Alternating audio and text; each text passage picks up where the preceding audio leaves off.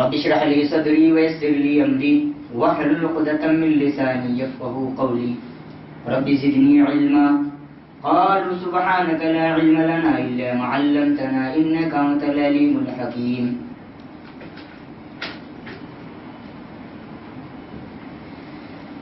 معزز حاضرین جمعہ،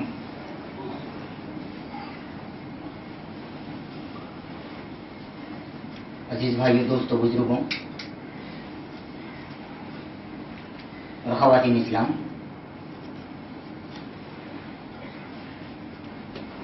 تمام قسم کی تعریف، کبریائی و بڑائی، پاکی و بزرگی، حمد و ثنا اس رب العالمین کے لیے ہیں جنہیں ہماری اور آپ کی تکلیف فرمائی، ہماری اور آپ کی تخلیق کے بعد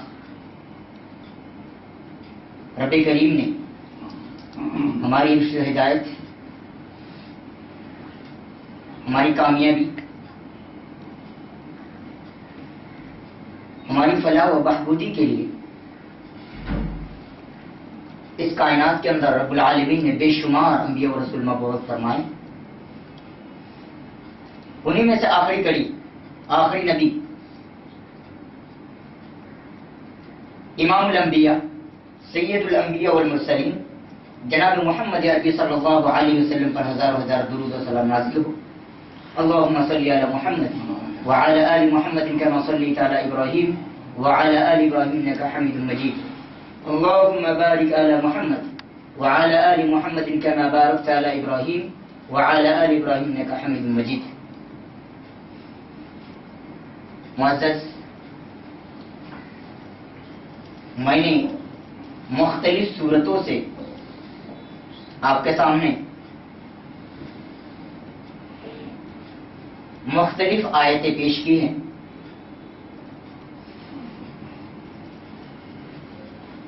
اس سے پہلے والے خطاب میں جو میں نے بات کی تھی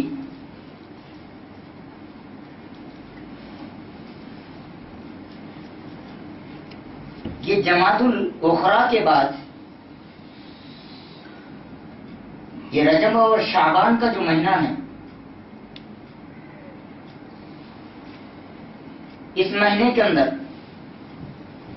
لوگ ایسے ایسے کارنامے انجام دیتے ہیں جن کا تعلق کتاب و سنت سے بالکل نہیں، جو ہم اپنی نظروں سے اور اپنی نگاہوں سے دیکھ رہے ہیں. اس بات سے انکار نہیں، یہ رجب المرجب جا چکا، یہ ابھی شعبان المعظم کا مہینہ ہے. لیکن میں سرسری طور پر چاہتا ہوں کہ رجب کے تعلق سے کچھ باتیں آپ کے سامنے گوش و گزار کر دی جائے.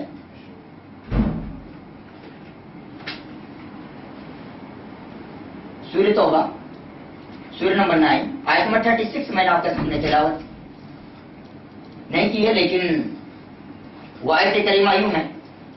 رب العالمین نے فرمایا ان عدت الشہور عند اللہ 12 شہرا فی کتاب اللہ یوم خلق السماوات والارض منها 4 حرم ذلك الدین القیم. یقیناً رب العالمین کے یہاں پہ مہینوں کی تعداد کل 12 ہے. اسی دن سے، جس دن سے اللہ تبارک و تعالی نے آسمان اور زمین کی تخلیق فرمائی ہے، جس دن سے اللہ تبارک و تعالی نے آسمانوں اور زمین کو پیدا کیا، اسی دن سے رب العالمین کے یہاں پہ مہینوں کی تعداد کل 12 ہے. ان میں سے 4 حرمت والے ہیں، اور یہی بہترین اور سیدھا دین ہے. وہ حرمت والے کون کون سے مہینے ہیں قرآن میں ہمیں نہیں ملے گا، حدیثوں کی طرف ہمیں رجوع کرنی پڑے گی. حدیث میں آپ کے سامنے گوشت گزار کر دیتا ہوں.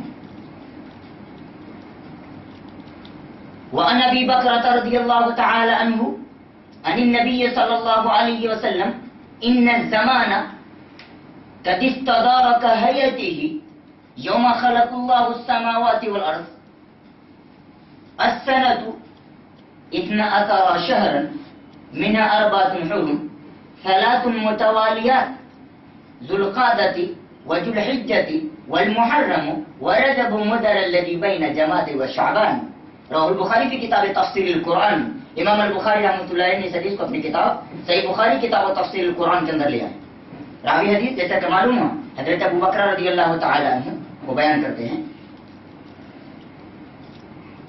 کہ نبی کریم صلی اللہ علیہ وسلم حجۃ الوداع کے موقع پر خطاب فرما رہے تھے. خطاب فرماتے ہوئے آپ نے فرمایا یقیناً یہ وقت یہ زمانہ اپنی اسی کیفیت اور اسی حالت پر آ چکا ہے جس کیفیت میں اللہ تبارک و تعالیٰ نے آسمان اور زمین کی تکلیف فرمائی تھی. سنو، سال کے کل 12 مہینے ہوتے ہیں، ان میں سے 4 حرمت والے مسلسل طور پر 3 مہینے ہیں. آپ نے فرمایا ذوالقعدہ وذوالحجہ والمحرم، 3 کنٹینیو مسلسل، اور رجب مدر جو شعبان اور جمادی الاخری کے درمیان پڑتا ہے. بات ثابت ہوئی کہ 4 مہینے حرمت والے، نمبر 1 ذوالقعدہ، نمبر 2 ذوالحجہ، نمبر 3 محرم، نمبر 4 رجب.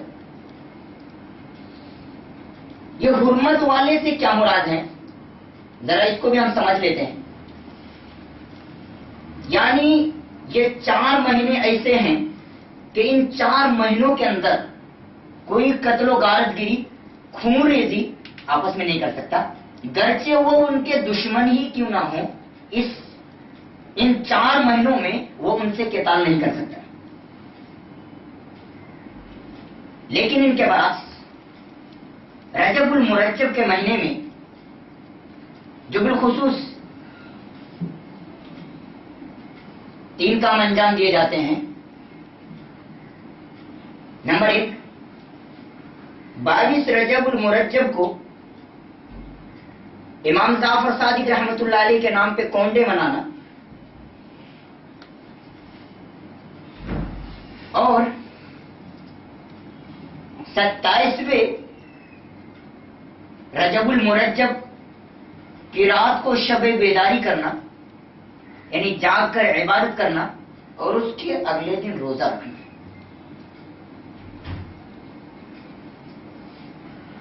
کیا کتاب و سنت سے ان کے بارے میں کچھ رہنمائی ہمیں ملتی ہے کہ نہیں؟ جب ہم کتاب و سنت کی طرف چلتے ہیں، 22 رجب کو امام جعفر صادق رحمۃ اللہ علیہ کی طرف منسوب کی جاتی ہے کہ ان کی یہ پیدائش کا دن ہے، اس وجہ سے ہم جشن مناتے ہیں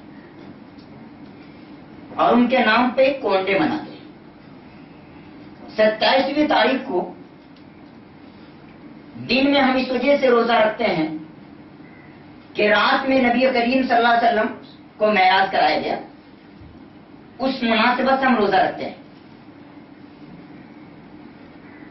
سورہ اسراء سورہ نمبر 17 آیت نمبر 1 میں رب العالمین نے فرمایا سبحان الذی اسری بعبدہ لیلا من المسجد الحرام الى المسجد الاقصى الذی بارکنا حولہ لنوریہ من آیاتنا انہ هو السمیع البصیر. رب العالمین نے فرمایا پاک ہے وہ ذات جس نے اپنے بندے کو راتوں رات مسجد حرام سے مسجد اقصی کا سیر کرایا، اور ہم نے اس کے ارد گرد ان کے قرب و جوار میں برکت دے رکھی ہے تاکہ ہم انہیں اپنی نشانیاں دکھائیں.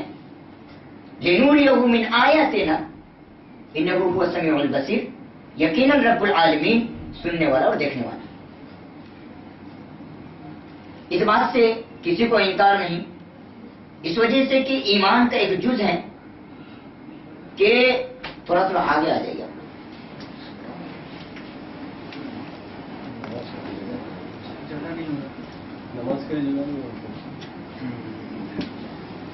اس بات سے کسی کو انکار نہیں. اگر کوئی انسان انکار کرتا ہے معراج کا تو گویا کہ دائرہ اسلام سے وہ انسان خارج ہے.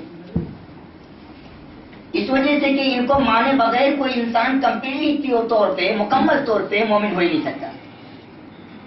اس بات سے کسی کو انکار نہیں. نبی کریم صلی اللہ علیہ وسلم کو معراج پہ لے جایا گیا، آپ کو جنت اور جہنم کا سیر کرایا گیا، ان کے علاوہ بہت ساری چیزیں آپ کو دکھایا گیا، اسے کسی انسان کو بھی انکار نہیں ہے۔ اب سوال یہ ہے کہ تاریخ کو متعین کر لینا، 27 تاریخ کو متعین کر کے عبادت کرنا اور دن میں روزہ رکھنا، رات میں عبادت کرنا۔ جب آپ سیرت کی کتابوں کی طرف، تاریخ کی کتابوں کی طرف چلیں گے تو آپ کو ملے گا کہ اس تاریخ کے بارے میں تقریباً 36 اقوال ملتے ہیں۔ 36 اقوال ملتے ہیں کہ کوئی کہتے ہیں کہ اللہ کے نبی صلی اللہ علیہ وسلم کی ہجرت کے 12 مہینے پہلے آپ کو معراج کرایا گیا، کوئی کہتے ہیں رمضان میں، کوئی کہتے ہیں ربیع الاول میں، کوئی کہتے ہیں رجب میں۔ تو اس کی کوئی تاریخ متعین نہیں ہے۔ تاریخ کی کتابوں کا حقیقت کا انکشاف کریں گے آپ تو آپ کو یہ چیزیں ملیں گی۔ اب سوال یہ ہے، اگر یہ اتنی مبارک رات تھی تو اللہ کے نبی صلی اللہ علیہ وسلم نے ہماری رہنمائی کیوں نہیں کی؟ تو گویا کہ یوں سمجھے دوسرے لفظوں میں، اگر ہم ایسا کرتے تو گویا کہ نبی کریم صلی اللہ علیہ وسلم کی امانت میں ہم خیانت کرتے ہیں، آپ پر ہم الزام لگاتے ہیں۔ انسان قیاس کر کے، عقلی رائے لگا کر انسان یہ سوچے کہ وہ مبارک والی رات ہے تو اس میں عبادت کیوں نہ کی جائے اور دن میں روزہ کیوں نہیں رکھی جائے۔ شریعت میں عقل کا کوئی دخل نہیں۔ وہ حدیث بھی میں آپ کے سامنے گوشت گزار کر دیتا ہوں۔ وعن علی رضی اللہ تعالیٰ عنہ قال لو كان الدين بالرأي لكان اسفل الخف اولى بالمس من اعلاه لقد رايت رسول الله صلی اللہ علیہ وسلم يمسح على ظاهر الخفين رواه ابو داؤد في کتاب الطہارہ۔ امام ابو داؤد رحمۃ اللہ علیہ نے اپنی کتاب سنن ابی داؤد کتاب الطہارہ کے چیپٹر میں لیا ہے۔ راوی حدیث داماد رسول حضرت علی رضی اللہ تعالی عنہ وہ بیان کرتے ہیں کہ اگر دین کی بنیاد عقل و قیاس پر رکھی گئی ہوتی، انسان کی سوچ اور فکر پر رکھی گئی ہوتی، مناسب تو یہ تھا کہ موزے کے نیچے سے مسح کیا جائے، سوکس کے نیچے سے مسح کیا جائے، لیکن میں اپنے سسور محترم کو موزے کے اوپر سے مسح کرتے ہوئے دیکھا۔ یہ حدیث دراصل یہ بتا رہی ہے کہ شریعت اسلام میں عقل کا کوئی دخل نہیں۔ اگر نبی کریم صلی اللہ علیہ وسلم کی طرف سے کوئی رہنمائی ملتی تو ضرور صحابہ کرام بھی کرتے اور نبی کریم صلی اللہ علیہ وسلم بھی کرتے۔ اور اس انسان کو سب سے جھوٹا بتایا گیا کہ جو انسان یہ کہیں کہ نبی کریم صلی اللہ علیہ وسلم نے اپنی امانتوں میں سے اور اللہ تبارک و تعالیٰ کی طرف سے نازل کی ہوئی ساری چیزوں میں سے یا دی گئی ساری چیزوں میں سے کچھ چھپایا تو وہ انسان جھوٹا ہے۔ ہم عائشہ رضی اللہ تعالیٰ عنہ فرماتی ہے کہ جو آدمی بھی یہ کہے کہ نبی کریم صلی اللہ علیہ وسلم کی طرف نبی کریم صلی اللہ علیہ وسلم کے پاس اللہ کی طرف سے جو چیزیں نازل کی ان میں سے کچھ بھی آپ نے چھپایا تو گویا کوئی انسان جھوٹا ہے۔ فرما دیا گیا یا ایھا الرسول بلغ ما انزل الیکم من ربکم، اے رسول آپ پہنچا دیجیے ان ساری چیزوں کو جو آپ کی طرف نازل کی گئی۔ تو گویا کہ ہر انسان کو یہ بات معلوم ہے۔ سورہ مائدہ سورہ نمبر 5 آیت نمبر 3 میں اللہ تبارک و تعالیٰ نے واضح انداز میں بیان فرمایا، حجۃ الوداع کے موقع پر الیوم اکملت لکم دینکم واتممت علیکم نعمتی ورضیت لکم الاسلام دینا۔ دین بالکل کمپلیٹ ہے۔ دین عرش والے نے اعلان کر دیا کہ مذہب اسلام بالکل مکمل ہو چکا ہے، اس میں کمی اور زیادتی کی کوئی گنجائش ابھی باقی نہیں۔ گویا کہ اگر کوئی کمی اور زیادتی کا نقص نکالنے کی کوشش کرے اور اس کے اندر زیادتی یا ایڈ کرنے کی کوشش کرے تو گویا کہ نبی کریم صلی اللہ علیہ وسلم پہ ہم الزام لگائیں۔ جیسے کہ امام شاطبی کی بات پیش کی گئی تھی گزشتہ جمعہ میں کہ مذہب اسلام کے اندر کوئی بھی نئی چیز ایسی ایجاد کرے اور اس کے بارے میں وہ سوچے تو گویا کہ وہ اچھا کام نہیں کیا، بلکہ نبی کریم صلی اللہ علیہ وسلم کے بارے میں انہوں نے یہ گمان کیا کہ نبی کریم صلی اللہ علیہ وسلم نے مکمل طور پر اپنی رسالت کو، اپنی ذمہ داری کو نبھائی نہیں، نعوذ باللہ، اور ایسا ہو نہیں سکتا۔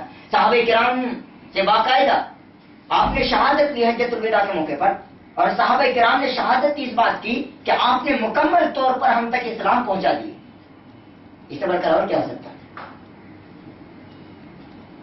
اب رہی بات کہ روزے کا تعلق نہ کتاب و سنت میں کچھ ہے بلکہ رجب المرجب کے روزے کے تعلق سے ممانعت ہے۔ نبی کریم صلی اللہ علیہ وسلم سے پوچھا گیا رجب کے روزے کے بارے میں تو نبی کریم صلی اللہ علیہ وسلم نے فرمایا کیا لوگ شعبان کے روزے سے غافل ہیں؟ یعنی مراد یہ ہے کہ کیوں ایسا آپ نے کہا؟ اس وجہ سے کہ زمانہ جاہلیت میں لوگ ایسا کام کیا کرتے تھے، دور جاہلیت میں ایسا کیا کرتے تھے، اس وجہ سے نبی کریم صلی اللہ علیہ وسلم نے رجب المرجب کے روزے سے منع فرمایا۔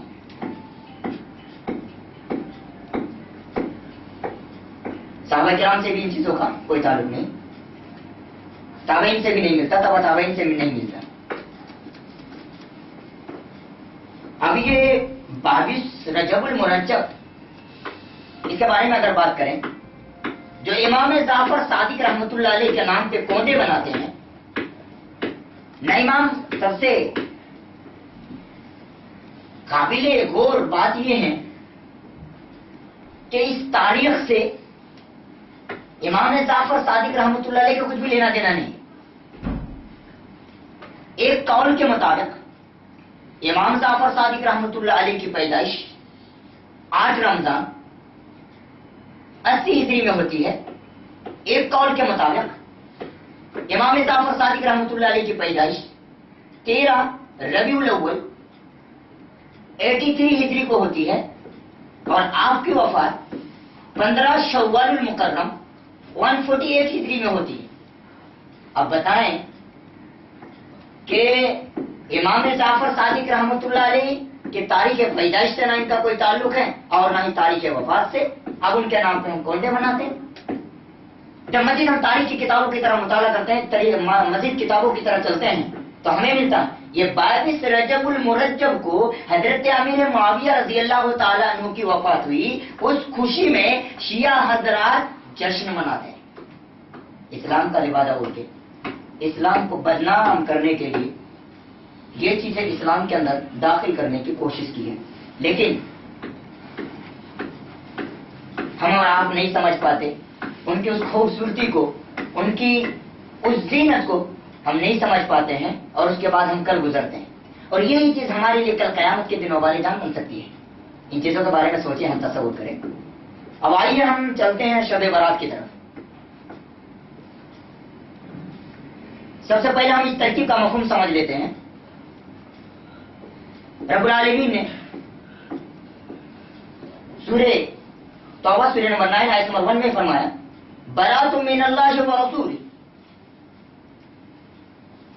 الی الذین عاہدتم من المشرکین، اللہ اور اس کے رسول نے برات کا اعلان کیا کہ کفار مشرکین سے جو عہد لیا گیا تھا، جو کفار مشرکین نے عہد شکنی کی تھی، اس بنیاد پر اللہ اور اس کے رسول نے برات کا اعلان کیا، بولے ہم سے تمہارا کوئی تعلق نہیں۔ لفظ شب یہ فارسی ہے، ہر انسان کو یہ بات معلوم ہے۔ اگر کسی سے بھی عمومی طور پر آپ سوال کریں گے، بولے یہ بتائیے، گرچہ وہ کتاب و سنت کے جانکار نہیں ہیں، لیکن اگر آپ ان سے پوچھیں، ایک بچہ سے بھی سوال کریں گے تو بولیں گے، اگر آپ سوال کریں گے کہ بتائیے کہ قرآن کس زبان میں ہے، جواب آئے گا عربی میں۔ احادیث کس زبان میں ہے، عربی میں، جواب یہی آئے گا۔ یہ فارسی کا لفظ آنا ان کے بطلان کے لیے بس اتنا ہی کافی ہے۔ فارسی اور عربی ایک جگہ پہ جمع نہیں ہو سکتے۔ قرآن کے جتنے بھی احکامات ہیں، اسلام کے جتنے بھی احکامات ہیں، سارے احکامات آپ کو کتاب و سنت میں ملیں گے، یا تو قرآن میں یا حدیث میں۔ نماز کے بارے میں بولیں گے، ہم تو نماز بولتے ہیں لیکن صلاح بتایا گیا۔ زکات بولیں گے، زکات ملے گا، حج ملے گا۔ ان کے علاوہ دین کے جتنے بھی مسائل ہیں، سارے مسائل کا لفظ آپ کو کتاب و سنت میں ملے گا۔ کسی چیز پہ آپ غور کریں، ہر چیز کے بارے میں آپ کو کتاب و سنت میں ان کا ضرور سوچا ملے گا، لیکن یہ شب پورے قرآن میں اور ذخیرہ احادیث میں اگر ہم ڈھونڈ کے تھک جائیں گے، لیکن لفظ شب آپ کو نہیں ملے گا کہیں پہ بھی۔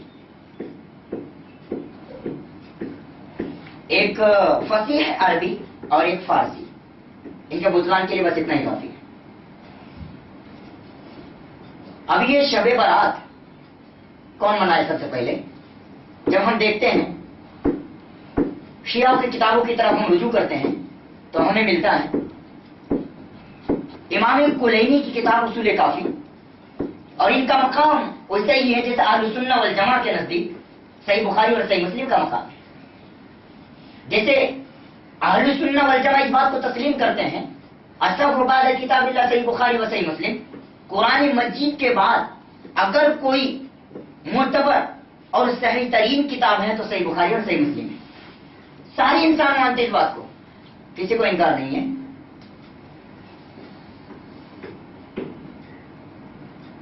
اصول کافی کے اندر لکھا ہے کہ یہ 12ویں امام کی پیدائش، 12ویں امام کی پیدائش کا جشن مناتے ہیں کہ ان کی پیدائش صبح کو ہوئی تو اس جشن میں وہی شب برات مناتے ہیں 15 شعبان المعظم کو. ان کے اندر لکھا ہے ان کی پیدائش، بڑا دیکھیں بڑا اختلاف ہے اس میں. اسی اصول کافی کے اندر آپ کو تضاد باتیں ملیں گی الگ الگ. اصول کافی کے اندر لکھا ہے کہ 12ویں امام کی پیدائش 255 ہجری میں ہوئی ایک قول کے مطابق. دوسرے قول کے مطابق 12ویں امام کی پیدائش 256 ہجری میں ہوئی. اسی اصول کافی کے اندر آگے چل کر لکھتے ہیں امام کلیبی رحمۃ اللہ علیہ 12ویں امام یعنی 11ویں امام امام حسن عسکری، امام حسن عسکری کے بیٹے کی پیدائش ہوئی اور انہوں نے ان کا نام میم حامیم ڈال رکھا یعنی محمد. آگے چل کر امام کلیبی لکھتے ہیں کہ 12ویں امام کا ظہور اس کنڈیشنز میں ہوگا کہ ان کا نام اور ان کی کنیت ظاہر نہیں ہوگی. اب بتائیے کہ ان کے ایک ہی کتاب کے اندر اتنے سارے تضاد ہیں اور اس جشن میں ہم بھی شرکت کر رہے ہیں. مزید اگر آپ کو دیکھنا ہے ملا باقر مجلسی کی جلال العیون، شیخ مفید کے الارشاد، اس طور پر کشف الغمہ، اور اسی طور پر امام طبرسی کی اعلام العلوم. آپ دیکھ سکتے ہیں ساری ڈیٹیل آپ کو ان کتابوں کے اندر ملیں گی. شب برات کہاں سے اور کب اور کیوں، یہ سارے سوالات کا جواب آپ کو ملیں گے. میں اتنی تفصیلی طور پر بات نہیں کر سکتا ہوں. اب آئیے جو ہمارے معاشرے میں شب برات کو لے کر جو باتیں بتائی جاتی ہے وہ لیلۃ القدر والی رات کو فٹ کر کے بتایا جاتا کہ یہ سب سے مبارک والی رات ہے اور بڑی بابرکت والی رات ہے. اس وجہ سے لوگوں کا کہنا یہ ہے کہ قرآن کریم کا نزول اس میں ہوا. آئیے ذرا ہم پوچھتے ہیں قرآن سے کہ بھائی تم آئے ہو کب، کس مہینے میں آئے؟ ذرا ہم قرآن سے پوچھتے ہیں. اللہ رب العالمین نے فرمایا سورہ قدر میں انا انزلناہ فی لیلۃ القدر وما ادراک ما لیلۃ القدر لیلۃ القدر خیر من الف شہر. یقیناً ہم نے قرآن کو لیلۃ القدر میں نازل کیا، اور آپ کو کیا معلوم لیلۃ القدر کیا ہے؟ لیلۃ القدر 1000 مہینوں کی راتوں کی عبادت سے بہتر ہے. ابھی لیلۃ القدر کب آتی ہے؟ پھر ہم قرآن سے پوچھیں. رب العالمین نے فرمایا سورہ بقرہ میں شہر رمضان الذی انزل فیہ القرآن هدى للناس وبينات من الهدى والفرقان فمن شهد منكم الشهر فليصمه ومن كان منكم مريضا ولا سفر فعدة من ايام اخرى. فرما دیا گیا رمضان کا مہینہ تو وہ ہے جس میں قرآن کو نازل کیا ہے. شہر رمضان الذی انزل فیہ القرآن هدى للناس، لوگوں کے لیے ہدایت ہے، وبينات من الهدى، اور ہدایت کو باقاعدہ واضح کر دیا گیا، والفرقان، اور یہ فرقان حق و باطل کے درمیان تفریق کرنے والا. فمن شہد منکم الشہر، جو سخت بھی اس مہینے کے اندر حاضر ہوں وہ چاہے کہ وہ روزہ رکھیں. یہ آیت، دونوں آیت کریمہ کو اگر سامنے رکھ لیا جائے تو ان کا یہ کہنا کہ قرآن کریم کا نزول لیلۃ النصف من شعبان کے اندر یعنی 15ویں شعبان کو ہوا تو گویا کہ ان کا یہ کہنا بالکل باطل ہے. اس وجہ سے کہ قرآن خود کہتا ہے میں لیلۃ القدر میں آیا، اور لیلۃ القدر رمضان المبارک کے مہینے میں آتا ہے. دوسری جو بدعت منائی جاتی ہے بالخصوص حلوہ بنانا اور لوگوں میں تقسیم کرنا، یہ کہہ کر کہ نبی کریم صلی اللہ علیہ وسلم کا دندان مبارک غزوہ احد کے موقع پہ شہید ہوا تھا اور آپ حلوہ بنا کر کھائے تھے. ان کا یہ کہنا بھی بالکل باطل ہے. اس وجہ سے اگر آپ تاریخ کی کتابوں کا مطالعہ کریں گے، سیرت کی کتابوں کا مطالعہ کریں گے تو آپ کو پتا چلے گا غزوہ احد شعبان میں پیش نہیں آیا بلکہ یہ شوال المکرم میں پیش آیا، جو رمضان کے بعد آتا نہ کہ رمضان سے پہلے. تو ان کا بھی یہ کہنا بالکل غلط ہے. تیسری جو بدعت منائی جاتی ہے اور تیسرا جو لوگوں کا کہنا ہے کہ 15 شعبان المعظم دراصل مردو کی عید ہوتی ہے اور اس میں مردو کی روح آتی ہے. یہ بالکل بعید عقل ہے. ذرا آئیے ہم قرآن سے پوچھتے ہیں. اللہ رب العالمین نے فرمایا سورہ یاسین میں سورہ نمبر 36 آیت نمبر 31 میں رب العالمین نے فرمایا الم یروا کما اهلکنا قبلهم من القرون انهم الیہم لا یرجعون. ذرا پوچھے قرآن سے. قرآن کہتا ہے کیا انہوں نے دیکھا نہیں؟ الم یروا کما اهلکنا قبلهم من القرون، اس سے پہلے کتنے لوگوں کو ہم نے ہلاک کر دیا، وہ ان کے پاس نہیں لوٹنے والے. دوسرا آئیے پھر پوچھتے ہیں سورۃ المؤمنون سورہ نمبر 23 آیت نمبر 99 اور 100 میں رب العالمین نے فرمایا اذا جاء احدهم الموت قال رب ارجعون لعلی اعمل صالحا فيما تركت كلا انها كلمة هو قائلها ومن ورائهم برزخ الى يوم يبعثون. فرما دیا گیا جب بھی کسی کی موت آتی ہے اذا جاء احدهم الموت قال رب ارجعون، تو انسان کہتا ہے عرض کرتا اللہ سے اللہ ذرا دوبارہ واپس کر دے، میری روح کو ذرا دوبارہ واپس کر دے، تھوڑی مجھے مہلت دے دی جائے. انسان کہتا ہے کیوں؟ وہ اپنا ریزن بھی بتاتا ہے، اپنا سبب بھی رکھتا ہے. لعلی اعمل صالحا، نیک عمل کروں میں فیما ترکت، جو کچھ میں چھوڑ کے آیا. اللہ کہتا ہے کلا انها کلمۃ هو قائلها، ہرگز نہیں، یہ تو ایک بکواس ہے جو انسان کہہ رہا ہے. وَمِن وَرَائِهِمْ بَرْزَخٌ إِلَى يَوْمِ يُبْعَثُونَ، یہ کیوں؟ یہ امپاسبل ہے، ناممکنات میں سے ہے. اس وجہ سے بتایا گیا انها کلمۃ هو قائلها، یہ تو ایک بکواس ہے جو انسان کہہ رہا ہے. اس وجہ سے وَمِن وَرَائِهِمْ بَرْزَخٌ إِلَى يَوْمِ يُبْعَثُونَ، ان کے پیچھے برزخ ہیں، آڑ ہیں، پردہ ہیں. وہ کیا؟ قیامت کے دن ہی انسان کو دوبارہ اٹھایا جائے گا، دوبارہ زندہ کیا جائے گا، ان کی روح واپس کر دی جائے گی. لیکن انسان کو زندہ کر کے واپس بھیجا جانا اور عید منانے کے لیے بھیجنا، یہ بالکل قرآن میں بہت ساری آیتیں آپ کو ملیں گی جو بالکل متصادم ہیں. وہ عید منانے کے لیے آئیں گے جب وہ کس کنڈیشنز میں نہیں معلوم، اگر ان کو موقع مل جائے تو سب سے پہلے وہ انسان کوشش کرے گا کہ زیادہ سے زیادہ میں نیکی کر کے اس عذاب سے چھٹکارا پاؤں. تو اس وجہ سے ان کا یہ کہنا بھی بالکل درست نہیں. اسی طور پر ان کے تعلق سے جتنی بھی روایتیں پیش کی جاتی ہیں، سب سے پہلے ہم فضیلت کے تعلق سے ایک روایت میں آپ کے سامنے گزار کر دوں. عن معاذ بن جبل رضی اللہ تعالی عنہ عن النبی صلی اللہ علیہ وسلم قال یطلع اللہ تبارک وتعالی على خلقه ليلة النصف من شعبان فيغفر لجميع خلقه إلا لمشرك أو مشاهد. رواه الطبراني في المعجم الكبير. امام الطبرانی رحمۃ اللہ علیہ اپنی کتاب المعجم الکبیر کے اندر اس روایت کو لیا ہے. حضرت معاذ بن جبل رضی اللہ تعالیٰ عنہ راوی حدیث ہیں، وہ بیان کرتے ہیں کہ نبی کریم صلی اللہ علیہ وسلم نے فرمایا 15ویں شعبان کی رات کو اللہ تبارک و تعالیٰ جھانکتا، اللہ سبحانہ و تعالیٰ، اور تمام مخلوقات کو رب العالمین بخش دیتے ہیں سوائے مشرک کے اور اس کینہ کپٹ اور بغض عداوت رکھنے والے کے، جو اپنے بھائی کے تعلق سے کینہ کپٹ اور بغض عداوت رکھے.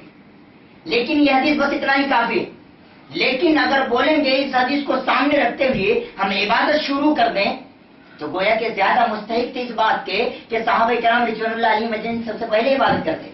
اللہ کے نبی صلی اللہ علیہ وسلم خود عبادت کر کے بتاتے کہ بھائی یہ لے شعبان المعظم کی فضیلت کے تعلق سے یہ حدیث اس بات کی طرف مشیر ہیں کہ بھائی عبادت کی جائے، لیکن عبادت سے اس کا کوئی لینا دینا نہیں. اس وجہ سے نبی کریم صلی اللہ علیہ وسلم نے واضح انداز میں بیان فرمایا ساری چیزیں ایک ایک کر کے احکامات سے اور مسائل سے جتنے بھی تعلقات رکھتے ہوں دین کے تعلق سے، ساری چیزوں کا نبی کریم صلی اللہ علیہ وسلم نے بالکل امت کے سامنے واضح انداز میں پیش کر دی.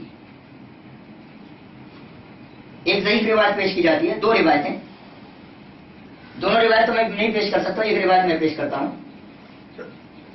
حدثنا احمد بن المنی، سند پہ غور کریے گا. حدثنا احمد بن المنی قال حدثنا يزيد بن هارون قال اخبرنا الحجاج بن ارطاد عن يحيى بن ابي كثير عن عروة عائشة رضي الله تعالى عنها قالت فقدت رسول الله صلى الله عليه وسلم ليلة فخرجت فإذا هو بالبقيع. فقال أكنت تخافين أن يحلف الله عليك ورسوله؟ قلت إني ظننت أنك أتيت بعض نسائك.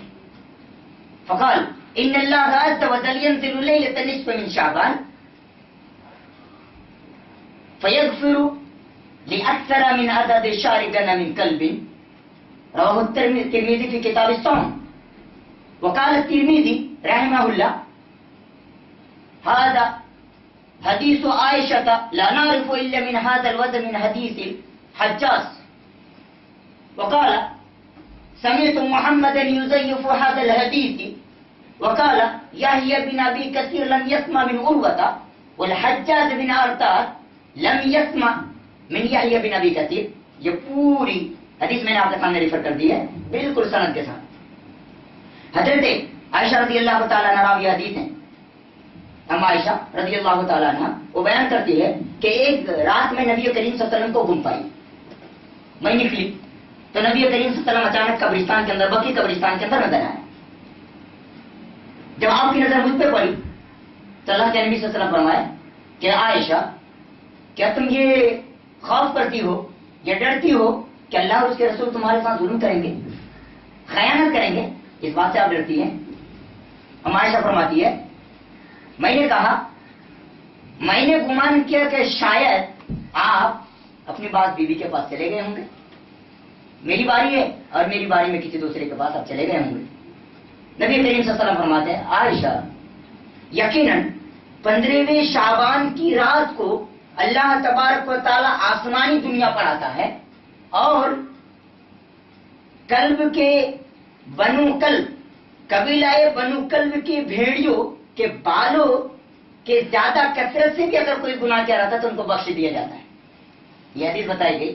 اس حدیث کو نقل کرنے کے بعد امام ترمذی رحمۃ اللہ علیہ فرماتے ہیں کہ یہ حدیث مجھے حجاج بن ارطاد کے طرق کے علاوہ کسی وجہ سے نہیں ملی. آگے فرماتے ہیں میرے استاد محترم امام محمد بن اسماعیل البخاری امیر المومنین فی الحدیث امام البخاری رحمۃ اللہ علیہ سے میں نے سنا کہ وہ اس حدیث کو ضعیف قرار دے رہے تھے. وہ اس وجہ سے سند کے اندر جو بتایا گیا یحییٰ بن ابی کثیر ان کا سماع عروہ سے ثابت نہیں, جو ام عائشہ رضی اللہ تعالی عنہ کے مشہور شاگردوں میں سے ہیں.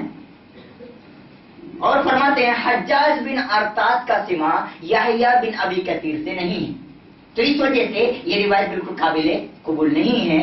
اور اس حدیث کو پیش کر کے یہ بتانا کہ یہ شعبان المعظم کی فضیلت اور عبادت کے تعلق سے یہ حدیث اشارہ کرتی ہے کہ عبادت کی جائے, ان کا یہ کہنا بالکل فضول ہے. اور ایک الزام ہوگا گویا کہ نبی کریم صلی اللہ علیہ وسلم کی طرف جھوٹ منسوب ہے. اور نبی کریم صلی اللہ علیہ وسلم نے امت کے سامنے ایک وارننگ بھی دے دی من کذب علی متعمدا فلیتبوأ مقعدہ من النار. جو کوئی بھی میرے بارے میں میری طرف سے جھوٹ بات بولے اس کے بارے میں نے کہا ہی نہیں, مدن وہ جھوٹ بولے تو چاہے کہ وہ اپنا ٹھکانہ جہنم میں بنا لے. اس حدیث کو امام بخاری امام مسلم وغیرہ نے اپنی اپنی کتابوں کے اندر ذکر فرمایا.